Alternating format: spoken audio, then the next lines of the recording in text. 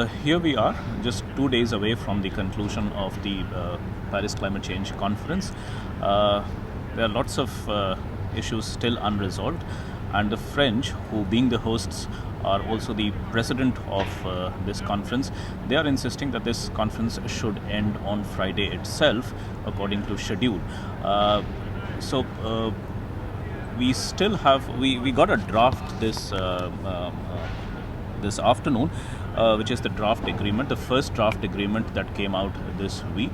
It is about 29 pages long, substantially shorter than the earlier draft, which was 43 pages long, but it still has lots of unresolved issues here.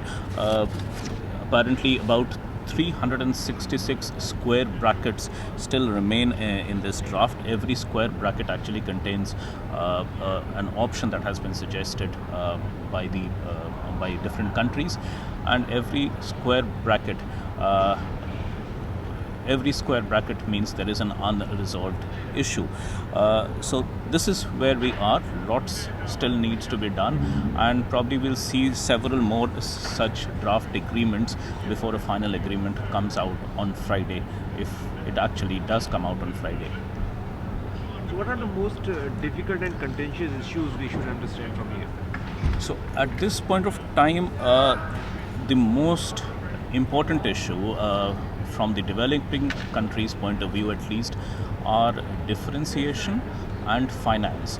Now, differentiation is a concept in climate change vocabulary which says that developed countries and developing countries, their responsibilities in terms of actions that need to be taken on climate change have to be different. Now, this is a concept that has been there in the climate vocabulary ever since it started, and it is only because it is considered that it's only the developed countries' emissions in the last 100 to 150 years is primarily responsible for the problem of climate change that we are seeing today.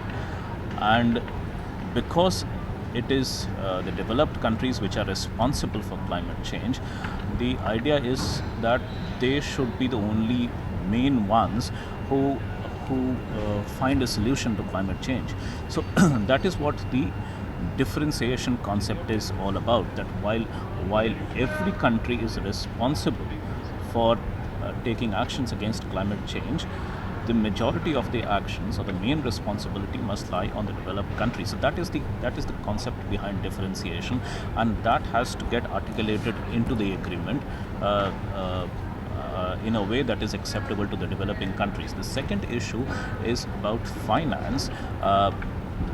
The differentiation also plays out in terms of how the money that is supposed to go into dealing with climate change has to be generated from.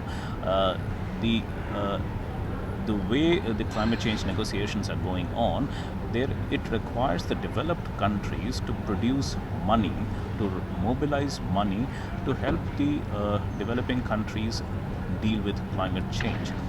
So that part, provision of money, how much money needs to be raised, and who it has to go to, and what is the mechanism of the flow of finances from the developed to the developing countries, that is another unresolved issue as of now. These two issues are the most important issues that need to get resolved for we to get an agreement on Friday in Paris. There are some improvements in the current text, some issues that have been resolved, very notably on adaptation, where lots of square brackets have finally disappeared. But on finance and differentiation, we still have a lot of unresolved problems. So, what are the chances of getting them resolved, especially when India is trying very hard to clinch the deal, keeping in mind the domestic affairs we are fighting in Delhi as well? See, before we came to Paris, the way the Paris conference was built up, an agreement in Paris was almost a foregone conclusion because the bar for success was lowered tremendously. So it's not a question whether Paris will deliver an agreement or not. It is more a question of what exactly would be in the agreement. But even though the bar is very low, and even though an agreement is most likely to happen in Paris, we'll have to see whether the essential elements are all there or not. And these essential elements consist of differentiation and finance, as we have noted earlier, but also about a possible review mechanism, which is also referred to as transparency here, about how to ensure that what the countries have been saying, the kind of actions that they have been committing themselves to, whether those actions are actually being carried out. So that is a review mechanism. Then how this review has to be planned, how it is to be implemented, then when this review has to happen, what should be the global goal, whether the target should be 2 degrees centigrade or 1.5 degrees centigrade as compared to pre-industrial times. Now, those are the issues that have to be in the agreement. An agreement without these issues would not be an agreement at all. These are the things that we'll have to see progress on over the next 2 days. I mean, we are preparing for the negotiators. I mean, they are preparing for long nights, starting from Wednesday evening.